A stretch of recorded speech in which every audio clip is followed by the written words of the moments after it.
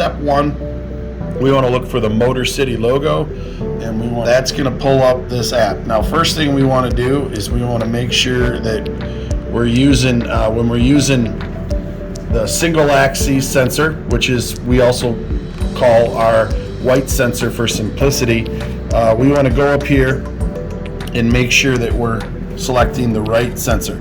So we're going to pick the second sensor from the top, which is SensorWorks Blue Vibe PVT. Now once we select that, you're going to see a slight coloration of gray around the sensor. We're good to go there. Next step, we're going to select the appropriate app, which for the, again, white sensor is using the spindle vibration test. So we're going to click on this again, and if you look here, you're going to see the circular mouse, if you will, searching. And while it's searching, that simply means that it's trying to find your white sensor. So what we're going to do is a magnet is what turns the sensor on and off. It'll actually turn itself off quite a bit if it's not being used.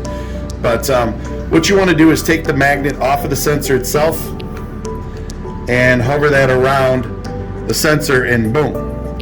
Once you get your blue arrow, you're good to go. So now I'm simply going to screw the sensor magnet back on, and we're ready to read data. For the sake of this video, I'm going to finish here, but we can also show you a version where we're putting the magnet on the spindle. But if we were to set the magnet on the spindle here, and let's say this was on the exterior of the housing, we're ready to rock and roll. We simply hit the button. I'll simulate vibration, and now we have the first reading. I will now simulate moving the sensor from the front of the spindle to the rear, and again, all we do is hit the button to measure vibration. Now we're taking our second reading, which is showing the rear. We hit the button, and now we have our vibration readings. And then lastly, to generate a report, the report is going to look virtually what you're looking at here. It's going to be a little bit more in depth, but to generate that report and have it saved, well, not saved, but have it generated, we click the button here. Now, as you can see, the report is going to show us the time and date, and everything is all set up.